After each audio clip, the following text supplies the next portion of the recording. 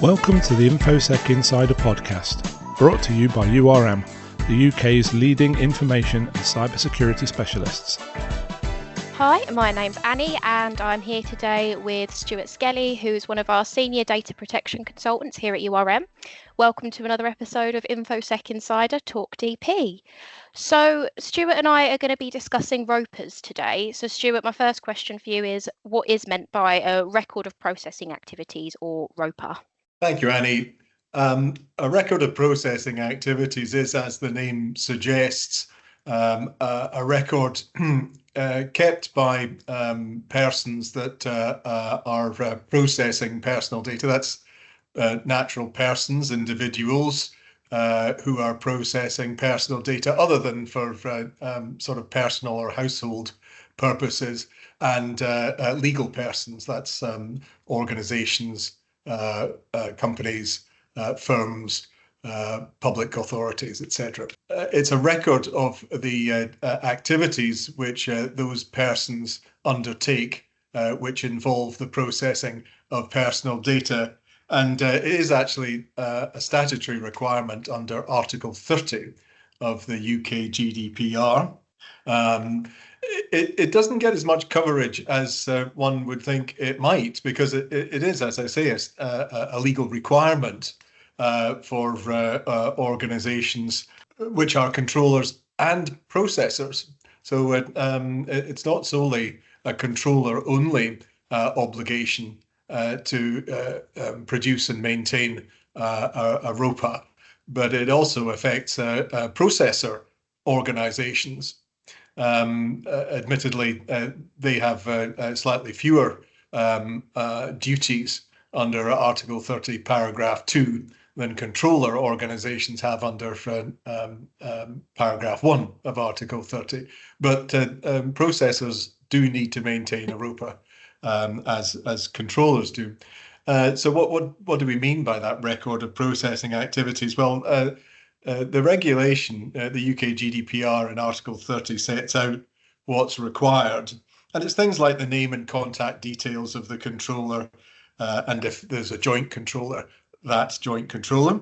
And also if there's a controller's representative, the details of the representative, and if they have a DPO, a data protection officer, their contact details too. The purposes of the processing, so that's the uses really that the organisation is making of the personal data. A description of the categories of data subjects and the categories of personal data which are being processed. The categories of recipients to whom the personal data have been or will be disclosed, including recipients in third countries outside of the UK, and where applicable, any transfers of personal data to a third country. Also, the envisaged time limits for erasure of the different categories of data, and finally, where possible, it says, a general description of the technical and organisational security measures referred to in Article 32 of the regulation. I'm always slightly unclear as to the usefulness of those words, where possible, because you would think that every organisation would be able to give a general description of their security, technical and organisational measures, but it does contain those words, where possible, though I don't know if they're used very often. So that gives you an idea of the sorts of things that need to be covered in a ROPA. And the regulation says that the ROPA must be in writing, and it can be held electronically, and that's the way that most of URM's clients hold their ROPAs, in the form of an Excel spreadsheet, for example. Thanks, Stuart. You mentioned that controllers and processors need a ROPA, but is that every controller and processor? Like, who needs to have a ROPA? Is it everyone? I would say that it's good practice for every organisation which is processing personal data to have a ROPA. But the regulation, Article 30, paragraph 5, does include a very limited exemption for organisations that employ fewer than 250 people and that can tick another 3 boxes, namely the processing is only occasional, so it's not routine processing. The processing that the small organization carries out is unlikely to result in any risk to the rights and freedoms of the data subjects. And finally, that the processing doesn't include any what's called special category data, like health data, for example, or criminal convictions and offences data.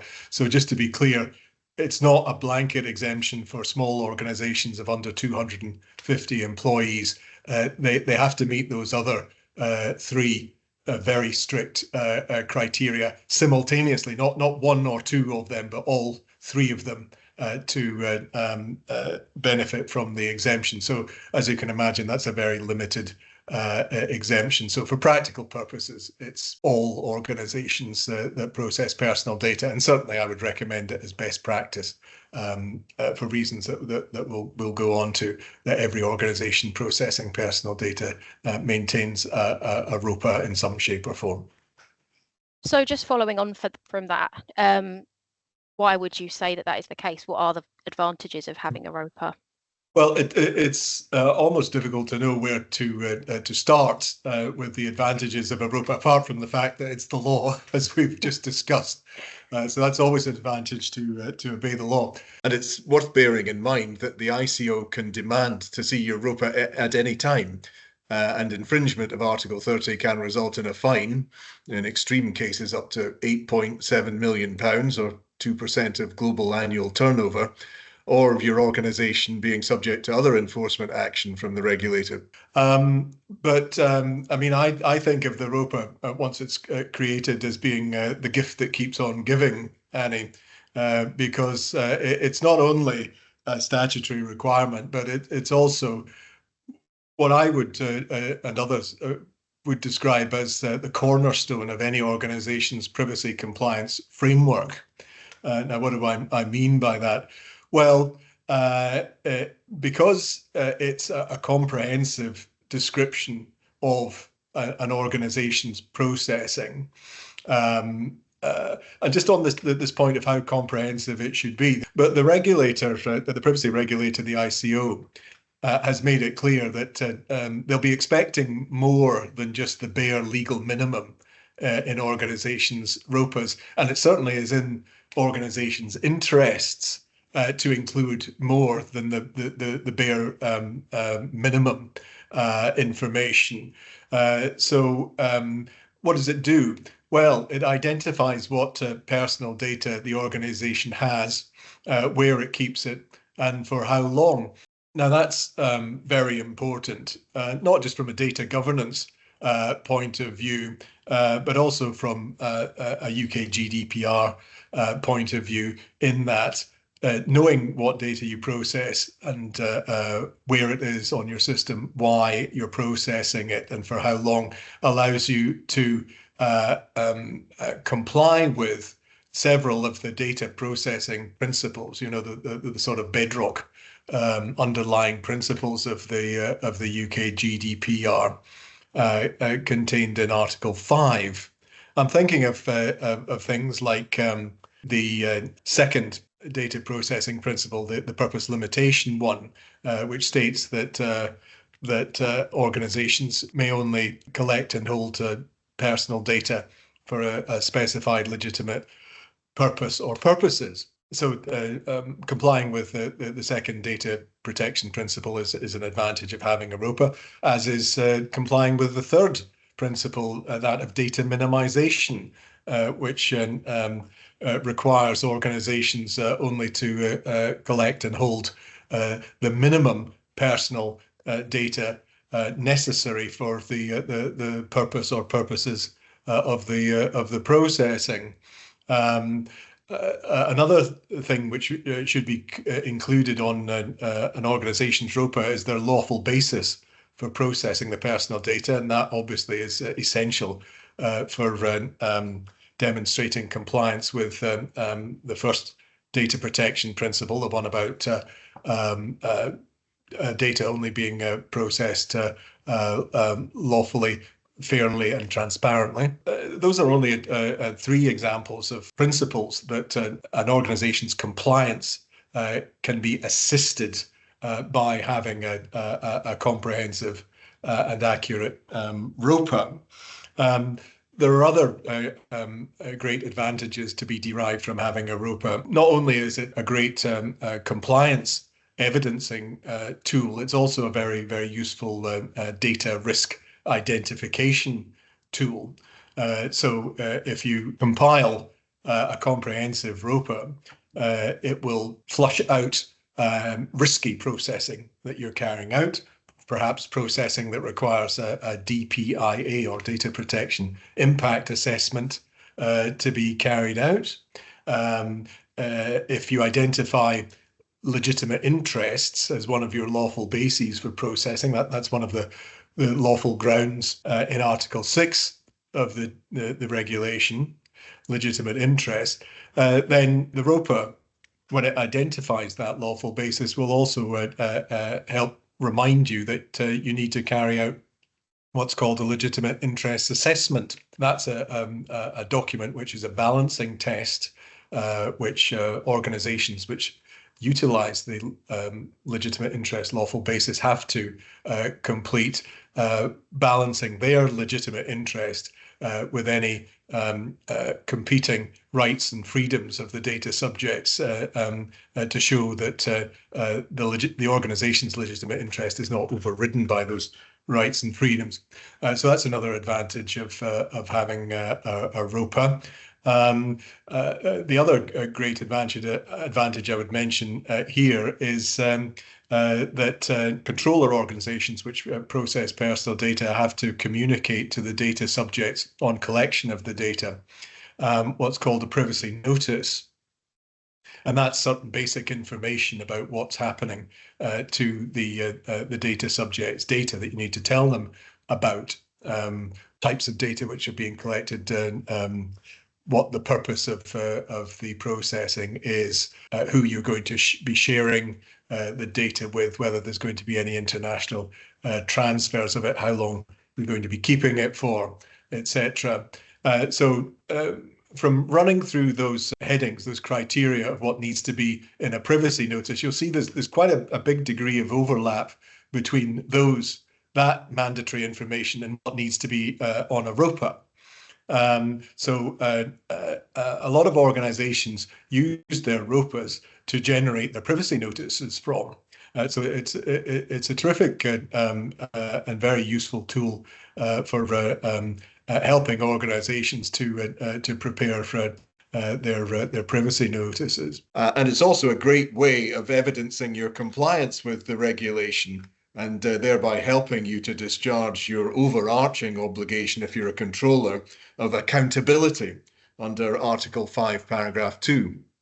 Who within an organisation needs to be creating the ROPA? Obviously, this will depend largely on the size of the organisation and the resource that they have available. So I'll talk about medium-sized to large organizations in the first instance when answering your question, Annie. Organizations should put in place a network of what are often called data protection champions or privacy champions. These tend to be departmental heads, or they can be team leaders as well, but essentially they're managers who are able to act as the data protection representatives for their teams or departments. And they're responsible for cascading down what's called data protection by design. And beneath that tier or level of data protection champions, there are what are known as process owners. Now, these process owners are the people who know most about the activity recorded on the ROPA, which describes the processing.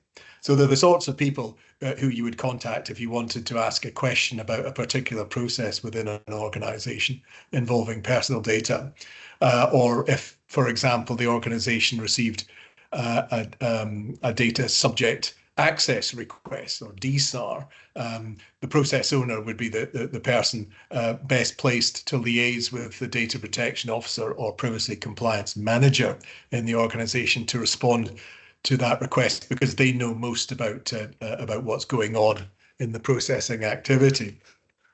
And to get back to your question, the people involved in preparing the ROPA should be the organization's data protection officer, or DPO if they have one, or if they don't have one, the person who has the privacy compliance brief. That could be their data manager or privacy manager. They should be preparing the ROPA in conjunction with not the data protection champion, but rather the process owners, because they know the most about the processing, and they'll be able to answer all the questions on the ROPA spreadsheet. Smaller organisations, obviously, then it will be whoever in the senior management team has the data protection brief. And in a smaller organisation, there might only be one or two process owners, because they tend to have fewer processes: payroll, HR, recruitment, customer relationship management, database, their electronic marketing activity. Those tend to be the sort of core processing activities of smaller organizations.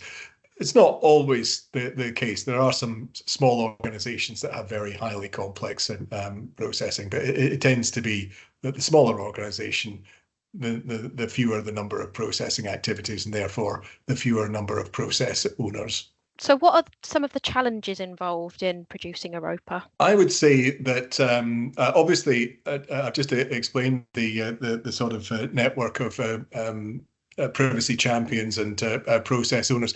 If an organization doesn't have that network in place, then it can be difficult to identify who the process owners are, and indeed even to identify the processing.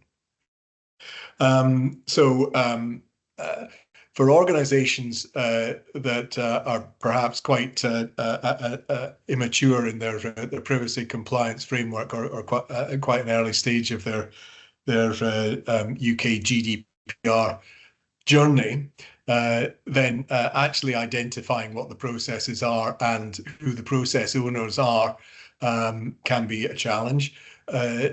Secondly, everyone is busy, and it can be a challenge to impress on an organization which perhaps has been processing personal data quite happily for years or decades. It can be difficult to impress on them why they need to have a ROPA in the first place. So you have to go through the answers to the earlier questions on this podcast with them. Perhaps share with them the two recent blogs that I've written on URM's website, just explaining what a ROPA is and why it's not just a legal requirement, but why it's a very good idea to have one. The other possible area of pushback is actually convincing a process owner that they are a process owner and can answer the questions and have the responsibility that comes with being a process owner, i.e.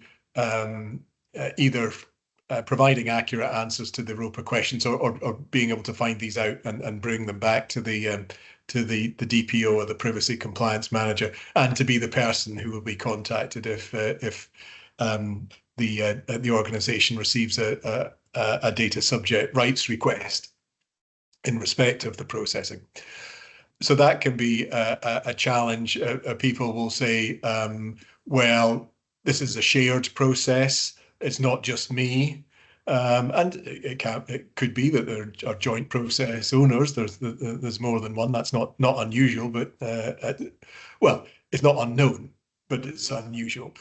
So you could get pushback from that point of view, or people saying, well, we've done this for years without me having to take ownership. I think it's that word ownership that some people can be a little bit spooked by, Annie. And so you have to reassure them that this is just what they have been doing for many years, because there's been data protection legislation in this country for 40 years now, and really meaningful data protection law for more than 20 years, long before the UK GDPR came along. Those are the sorts of challenges sometimes that might come about. The other thing is that everyone's busy, and it does take quite a bit of time to produce a fully comprehensive and accurate ROPA. But the ROPA is such a valuable document that there's no sense in sort of applying half measures or half doing it. You have to observe what I think of as the ROPA mantra, or the ROPA Holy Trinity, that is comprehensive, accurate, and up to date. So if the ROPA falls down on any one of those three headings, then its value is significantly impaired. So you have to do it in a comprehensive and accurate way, and then thereafter keep it current, so that it doesn't go out of date. And that means quite a lot of front-loading time needs to be spent on building the ROPA in the first place. So the process owner has to commit to, again, this is a sort of rule of thumb, but for each line of the ROPA, each row of the ROPA spreadsheet, I've found that in most organizations, for most processing, it takes between 45 minutes and an hour to complete the first pass of a ROPA line. And even then, there won't always be a complete answer to every question. So ROPA spreadsheets, they are just like a normal Excel spreadsheet, with the rows being the processes, and the sort of horizontal lines being the processes, and the vertical columns being headed with an individual question. And there tend to be between around 30 to 35, 36 columns broad across a ROPA, so 30 odd questions. So you can see how it can easily take up to an hour to do the first pass, and then any fields which you can't fill in on the first go, as it were, the process owner can go back and check, and then come back to you on a second, shorter ROPA meeting. Do you need to have done a data flow map of your organisation's processing before embarking on the ROPA? Oh, well, that's an interesting question. I think a lot of people assume that you do. I would say that it's not absolutely necessary, because when you think about it, the ROPA is a bit like a sort of verbal equivalent of a data flow map. In fact, it includes all the information you would see on a data flow map, and then a lot more. I do think that data flow mapping in certain circumstances can be very useful and almost necessary. And those circumstances would be large organizations with very complex processing activities.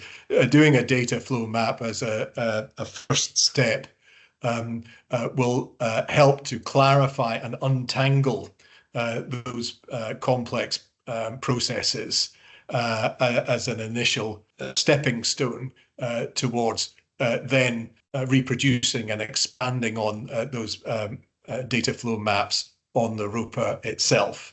So organizations with complex processing, particularly large organizations, but also, as I mentioned earlier, sometimes smaller organizations can have very complex processing activities. They would benefit from doing a data flow map first, but I wouldn't say it was necessary in every case by any means. Thanks, Stuart. So last question for you. After the ROPA's been built, what happens next? What are your next steps? Well, as I mentioned, the ROPA mantra, or the Trinity, comprehensive, accurate, and up to date. And so after your ROPA is, I wouldn't say completed, because in a sense a ROPA is never complete. It's a living, evolving document as the organization's processing evolves and changes over time. So some processes might be discarded, although it's rare that an organization just completely stops doing a process. It's more common that the organization either amends the processing by, I don't know, updating it, purchasing new software, for example, which changes the existing processing activity, or more common again is adding new processes. For example, purchasing new systems, branching out into new areas of operation. So doing new things with personal data, perhaps adopting new marketing techniques, electronic marketing, for example. Currently, a big area of expansion in UK organisations is employee monitoring systems. So employee monitoring, such as CCTV, or more rarely biometric processing of biometric data for example, for attendance purposes. So that kind of new processing would need to be included on the organization's ROPA. That's really what needs to happen after the ROPA has been produced.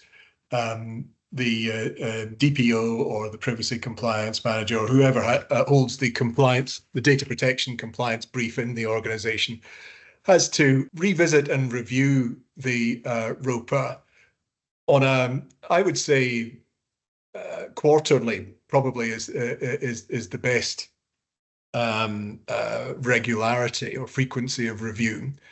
It depends again on the organization and how quickly its processing evolves and changes, but certainly no less frequently than every 6 months should a review be carried out of the ROPA. And in the vast majority of organizations, the DPO or privacy compliance manager will be revisiting the ROPA far more frequently than that, to either add new processes or to modify existing processes, as I've described. Lovely. Thank you so much, Stuart, for your time. And for those of you that want to learn some more about this topic, we've got 2 blogs on our website that are focused on ROPAs.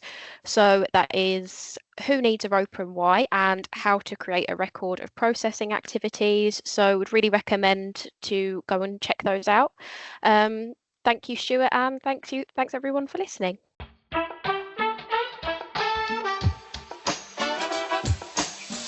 If you've enjoyed this podcast, we would really appreciate it if you could spare a moment to leave a rating or review at ratethispodcast.com/InfoSec Insider. To listen to more episodes, you can find us on Spotify, Apple Podcasts, YouTube, and Podbean.